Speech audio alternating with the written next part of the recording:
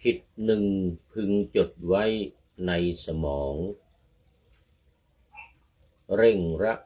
วังผิดสองภายหน้าสามผิดเร่งคิดตรองจงหนักเพื่อนเอ่ย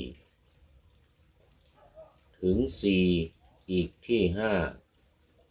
หกซ้ำอภัยไฉนผิดเป็นครูรู้ไว้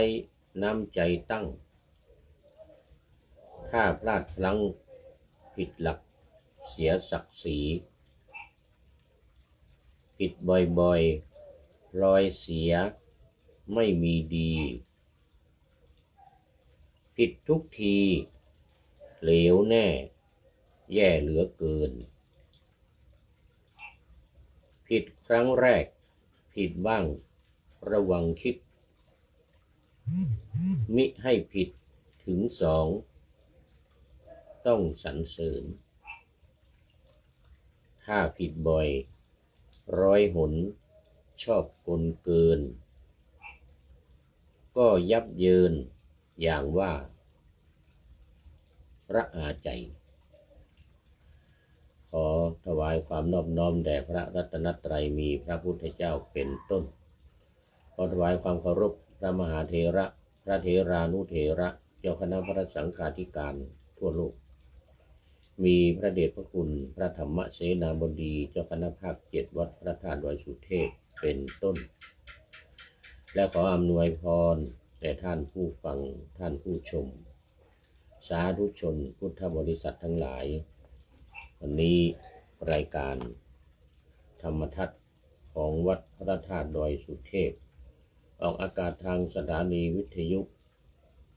วปท2จังหวัดเชียงใหม่มีร้อยเอกจำนงปัญญาวัฒโนเป็นหัวหน้าสถานีและอาตมาภาพพระครูปริยัติยานุศาสตร์เป็นผู้บรรยายเป็นประจำทุกวันเวลา 7:30 นาทีถึง 8 นาฬิกาโดยประมาณสำหรับวันนี้ก็บันทึกเสียงมาจากวัดพระธาตุดอยสุเทพและวันนี้ก็มีข่าวประชาสัมพันธ์หลายอย่างในวันที่30 เมษายนนี้เป็นวันเปิดถนนขึ้นดอยสุเทพเป็นครั้งแรกของครูบาเจ้าศรีวิชัยซึ่งมีผู้ว่าราชการจังหวัดเชียงใหม่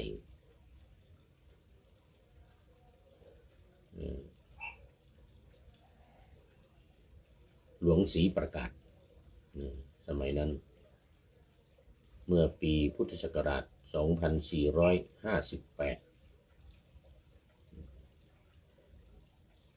มาถึงปีนี้ก็ 91 ปีเนี่ยครบ 91 ปีวันนี้เนี่ยคือครูบาเจ้าศรีวิชัยได้เริ่มก่อสร้าง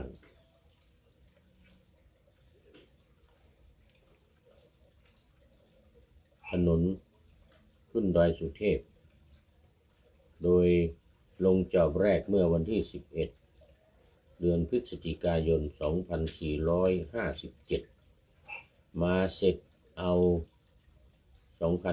2558 ใช้เวลา5 เดือนกับ11 วัน5 เดือนกับ11 วันแล้วก็กำหนดการเปิดถนนในวันนี้คือวันที่30 เมษายน2458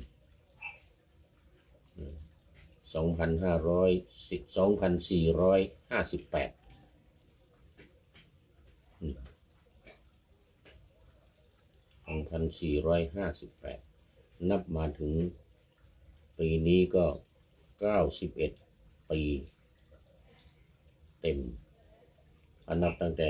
การเริ่มสร้างมาก็92 ปีนะ91 ปีกว่า92 ปีย่างเข้า92 ปีในวันที่19คือวันนี้หมายถึงวันที่ผู้พูดกำลังบันทึกเสียงอยู่นี่นะบันทึกเสียงล่วงหน้ามา1 วัน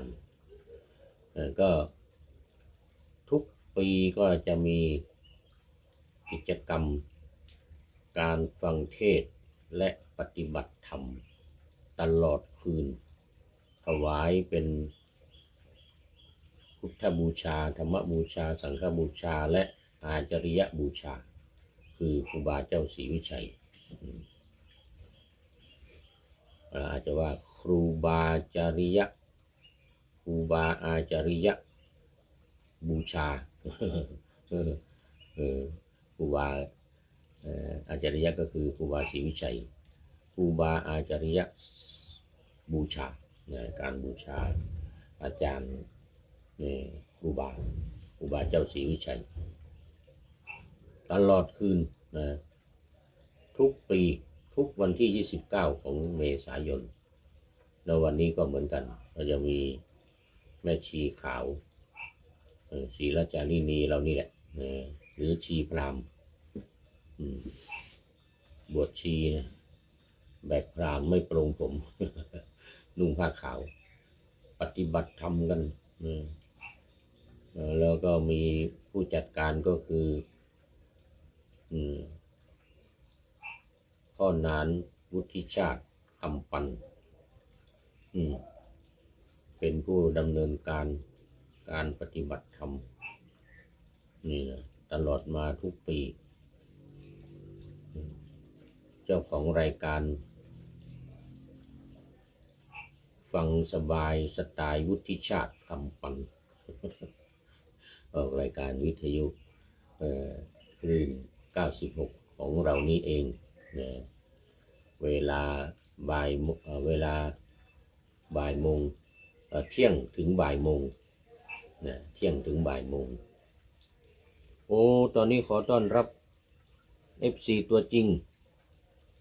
ท่านสุริยันสันตจิตโตคำปาโมทนาวันนี้มาถูพื้นลงน้ำยากลิ่นหอมให้กับ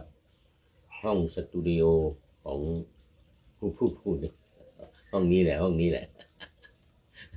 เมื่อวานนี้มากวาดปัดกวาดทำความสะอาดปัดฝุ่นซึ่งไม่ได้ทำมาเป็นเวลา 6-7 เดือนวันที่เล่าให้ฟังเมื่อวานคือกลับมาจากประเทศเอสโตเนียเมื่อปีที่แล้วเดือนพฤศจิกายนวันที่4นะก่อนมาก็ท่านอาจารย์มีปังเนี่ยนะอาจารย์ประจำศูนย์พุทธศาสนานานาชาติเนี่ยอาจารย์มีปังมาทำความสะอาดให้หมดสะอาดปัดกวาดทั้งในห้องนี้ทั้งหลังคาทั้งในห้องนี้ทั้งหลังคากวาดใบไม้บนหลังคาหมดทำความสะอาดในห้องนี้ไว้เมื่อเดือนพฤศจิกาแต่ผู้พูดนี้กลับมาถึงวันที่4พฤศจิกาก็มานอนสักคืนเดียวก็ไปนอนวัดดอยสัพพัญญูอบรมบาลีสัก3 เดือนกลับมา3 เดือนอยู่ในนี้ก็ไม่มีใครกวาดเลยกลับมาแล้วอยู่นี่อีก3 เดือน6 เดือนกว่ามานี่ก็ยังไม่เคยกวาด เรียกว่ายัง ไม่เคยกวาด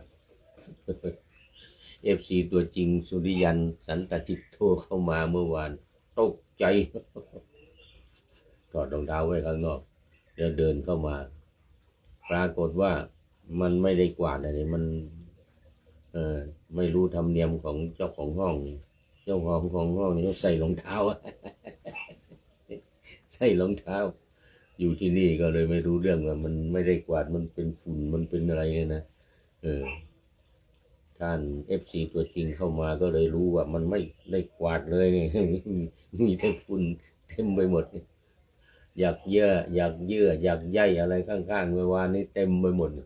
นี่ท่าน FC ตัวจริงท่านสุริยันปัดกวาดให้หมดแล้วนี่แล้ววันนี้ก็เอาน้ำยามาลงกลิ่นหอมนี่แต่ตอนนี้ใครเข้ามาแล้วหอมแล้ว ขอบคุณท่าน FC ตัวจริงสุริยัน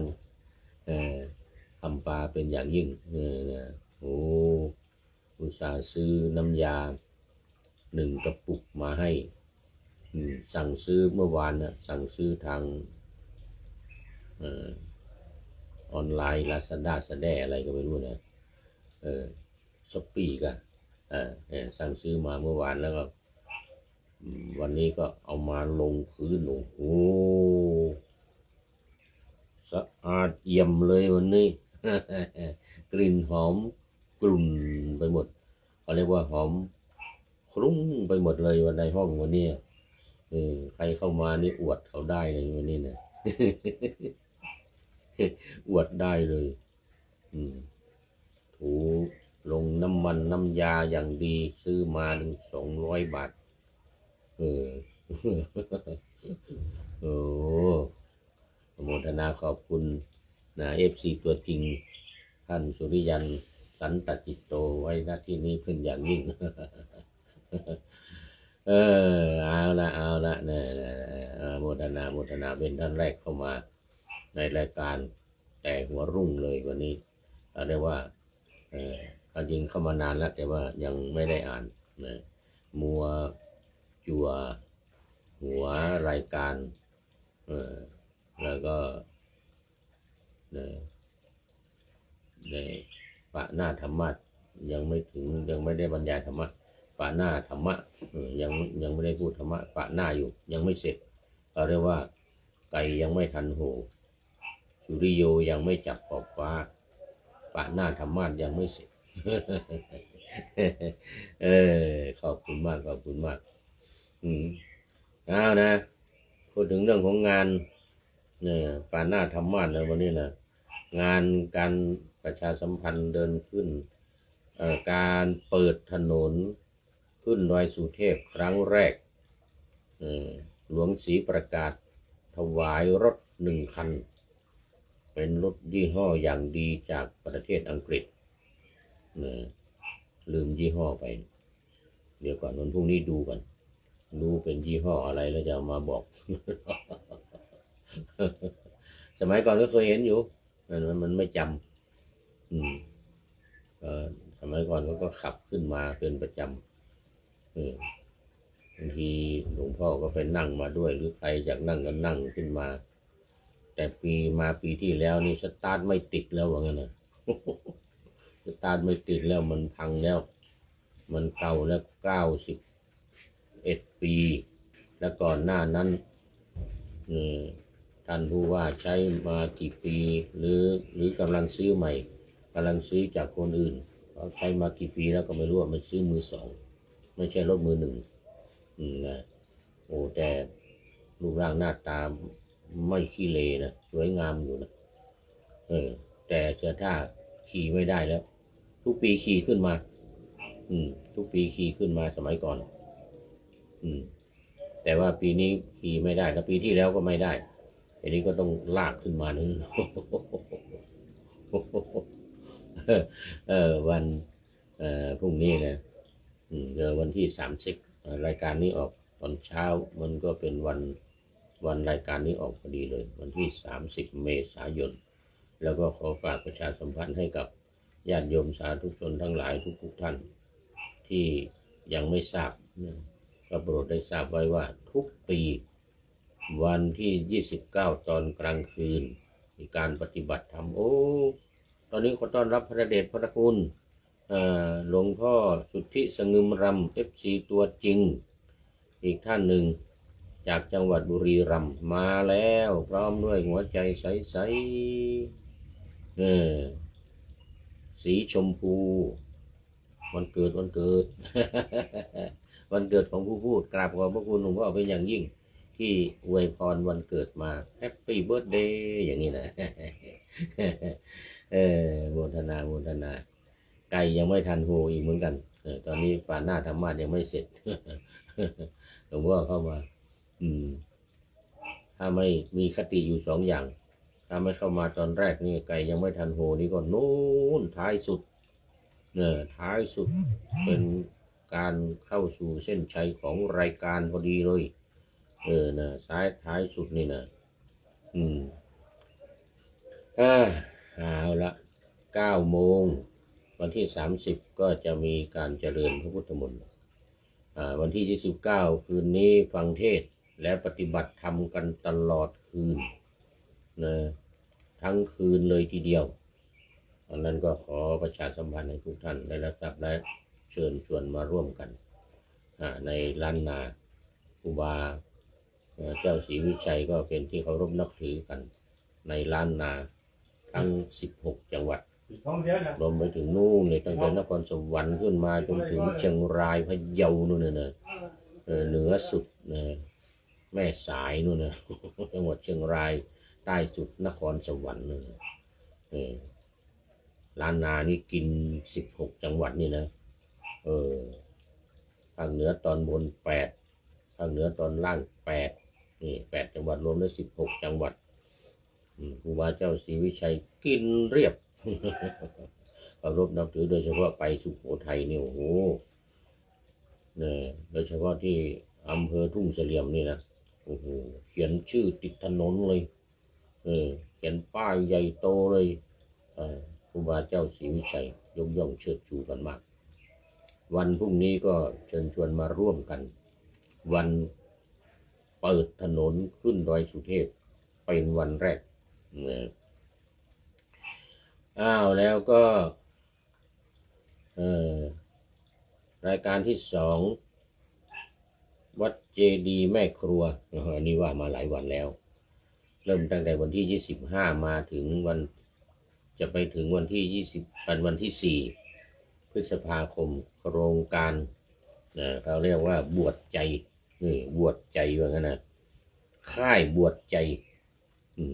ก็มีการบรรพชาอุปสมบทภิกษุสามเณรและบวชศีลจารินีแม่ชีพราหมณ์เป็นเวลา9 วัน 9 คืนสำหรับพิธีพราหมณ์นี่7 วันนะก็จะมีพิธีเชิญชวนร่วมเป็นเกียรติพิธีมอบเกียรติบัตรรดน้ำดำหัววันที่3นะพิธี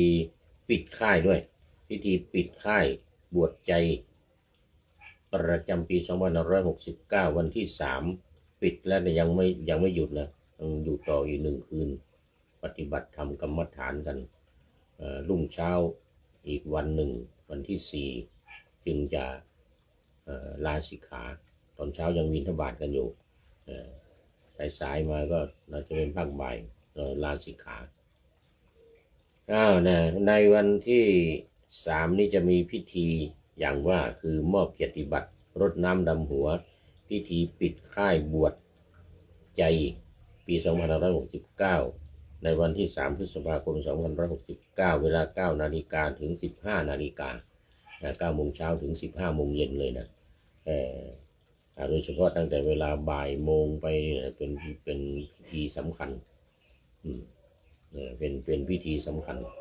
คือการรดน้ำดำหัวเนี่ยการรดน้ำดำหัวพิธีปิด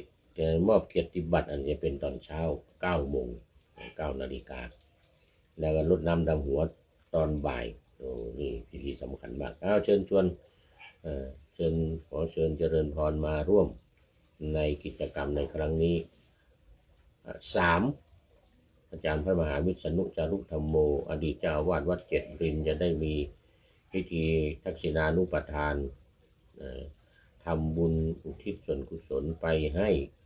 อาจารย์มหาวิษณุที่วัดเจ็ดลินนะวันที่2 พฤษภาคมนี้ซึ่งจะเป็นวันครบ1 ปีการมรณภาพของ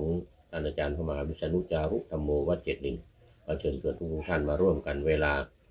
9:30 นาทีเป็นต้นไปที่วัดเจ็ดลินเอาละเข้ามาสู่เนื้อหาสาระของธรรมะกันละวันนี้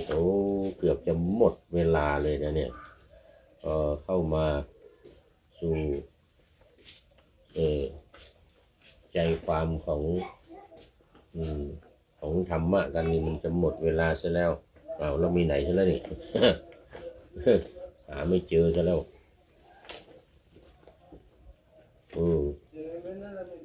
เดี๋ยว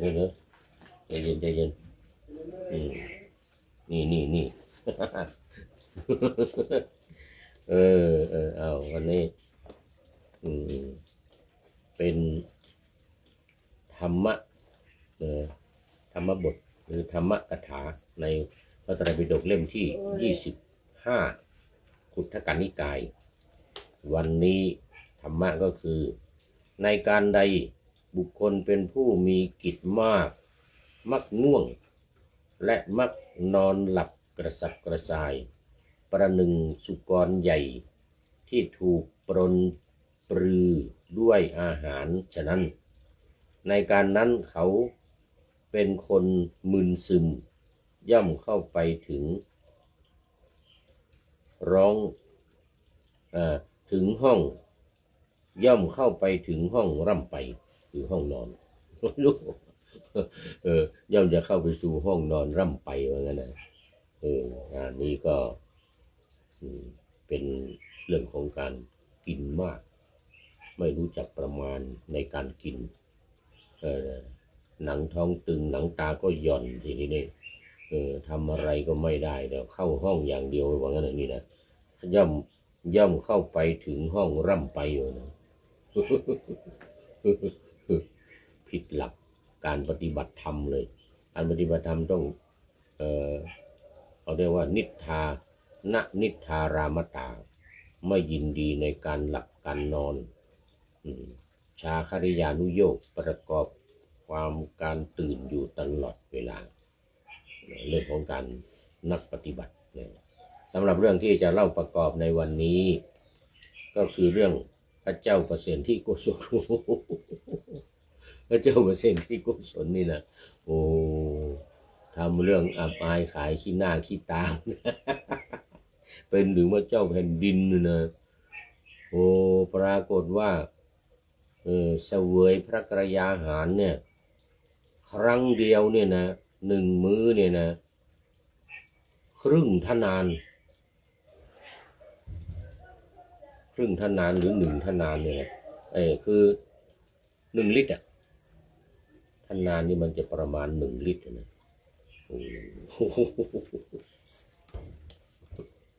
เสร็จแล้วไปฟังธรรมที่วัดเชตวันไม่เป็นอันฟังเลยง่วงอยากจะหลับไปทีไรก็อย่างนั้นนู่นเนี่ยมันนั่งอยู่ท้ายสุดติดผนังนู่นเนี่ยตอนแรก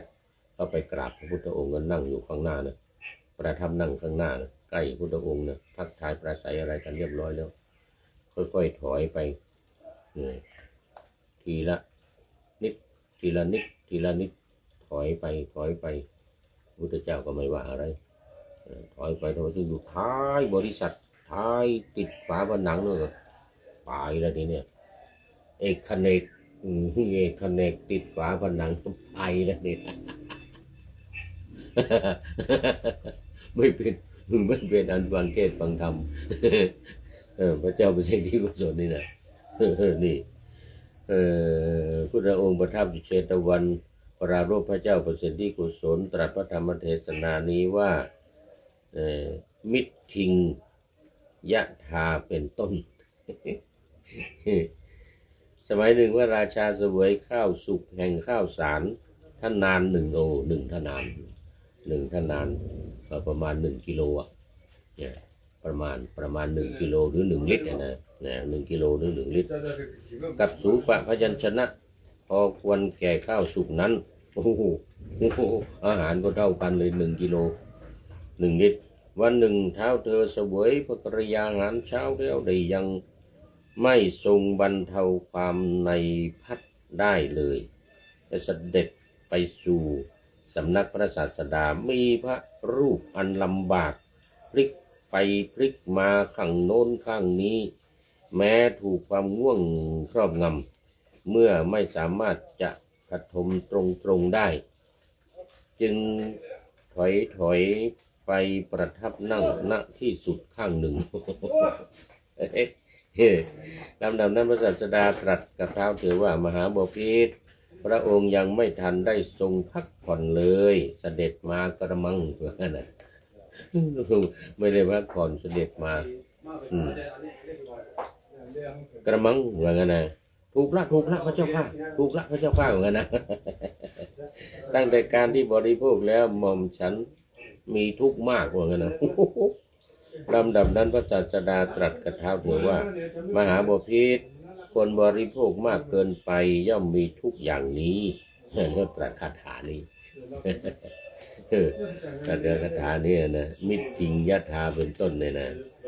ในการใดบุคคลเป็นผู้กินมากมักง่วงและมักนอนหลับกระสับกระส่ายประหนึ่งสุกรใหญ่เทียบเปรียบเทียบพระราชาเหมือนกับสุกรเลยเหมือนกับหมูเลยนี่ที่ถูกปรนปรือด้วยอาหารฉะนั้นนะในการนั้นเขาเป็นคนมึนซึมย่ำเข้าไปถึงห้องร่ำไปนี่ก็ต้องเข้าห้องนอนร่ำไปอย่างนี้เหมือนพระราชาเนี่ยถอยไปติดอยู่ผนังแล้วเอกเนกหลับให้เลยโอ้เอาละวันนี้จบพระธรรมเทศนาก็เป็นประโยชน์แก่สาธุชนทั้งหลายเป็นอันมากเนี่ยเดี๋ยวในการจบศาสดาได้ตรัสพระคาถานี้ด้วยสามารถอุปการะแก่พระราชาว่าตรัสที่1 คาถาคนผู้มีสติทุกเมื่อรู้จักประมาณในโภชนะที่ได้แล้วนั้นย่อมมีโรคภัยไข้เจ็บน้อยแก่ช้าอายุยืนคนผู้มีสติทุกเมื่อรู้จักประมาณในโภชนะที่ได้แล้วนั้นย่อมมีโรคภัยไข้เจ็บน้อยแก่ช้าอายุยืนนี่ก็เป็นเรื่องของพระเจ้าประสิทธิโกศลสมัยต่อมาพระราชาทรงกระปรี้กระเปร่ามีพระสรีระเบาทรงถึงความสำราญเพราะความที่ทรงมีพระกรยาหารท่านนานหนึ่งเป็นอย่างยิ่งทรงมีความคุ้นเคยบังเกิดขึ้นในพระศาสดาแล้วทรงให้อสัตถิสถานเป็นไป7 วันในพระองค์เพราะทรงอนุโมทนามหาชนที่มาประชุมกันบรรลุคุณวิเศษใหญ่แล้วดังนี้แลถ้าไม่ลดอาหารอย่างฉันยังเสวยหนึ่งทนานอยู่ก็เหมือนเดิมฟังธรรมไม่ได้นะอันนี้ก็หลังจากที่ว่าทรงมีพระกรยาหารเนี่ยน้อยลง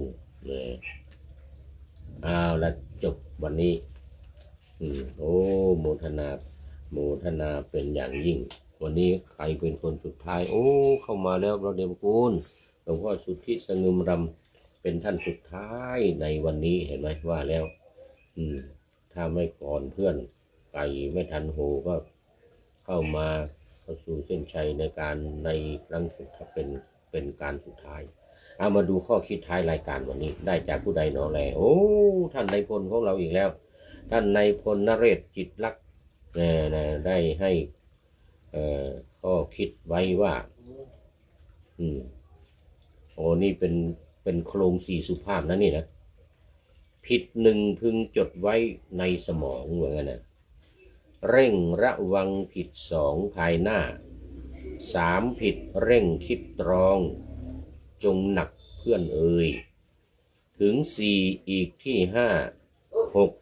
ซ้ำอภัยฉะไหนให้อภัยไม่ได้นะถ้าผิดถึงสี่ครั้งห้าครั้งหกครั้งเนี่ยที่นี่มีกลอนห่อโครงเขาเรียกว่ากลอนห่อโครงบอกว่าผิดเป็นครูรู้ไว้น้ำใจตั้งถ้าพลาดพลั้งผิดหลักเสียศักดิ์ศรีผิดบ่อยๆพลอยเสียไม่มีดีผิดทุกทีเหลวแน่แย่เหลือเกินดูตัวอย่างครับเจ้าประสิทธิโกศลผิดตอนแรกเสวยพระกรยาหารมา1 ทนานหรือ1 กิโล แต่ตอนหลังมาก็ลดลงก็มีความกระปรี้กระเป๋าเห็นไหมไม่ง่วงเหงาหาวนอนแล้วมาฟังธรรมฟังเทศน์แล้วก็บรรลุเป็นโสดาบันด้วยนะครับพระเจ้าประสิทธิโกศลนี่นะทำไมอย่างนั้นก็ไม่ได้เป็นโสดาบันนะอันนั้นความผิดครั้งแรกนี่ก็ถือว่าผิดเป็นครูนี่ผิดเป็นครู ผิดเป็นครูรู้ไว้น้ำใจตั้งอย่างว่านะผิดครั้งแรกผิดบ้างระวังคิดมิให้ผิดถึง2ต้องสรรเสริญถ้าผิดบ่อย100 หนชอบกลเกินก็ยับเยินอย่างว่าระอาใจแล้วขอบคุณท่านนายพลนเรศจิตรักเป็นอย่างยิ่งที่ให้ข้อคิดมาทั้งโครงสี่สุภาพแล้วก็กลอนห่อโครงด้วยเป็นอย่างยิ่งนี่ขอนำรายการธรรมะทัดไปก่อนแล้วจะย้อนมาใหม่ในวันหลังเพื่อให้ท่านทั้งหลายได้รับฟังพระธรรมเทศนาเหมือนดังเดิมเป็นธรรมะในพระไตรปิฎก3ธรรมบทอันงดงามบรรยายเสริมอธิบายใจความเหมาะมาต่อเติมยกนิทานดั้งเดิมเสริมบทธรรมขอทุกท่านสุขกายสบายใจปรารถนาสิ่งใดอันเลิศล้ำจงเพิ่มพูนตามบุญงามและตามกรรมที่ได้บำเพ็ญไว้ทุกประการ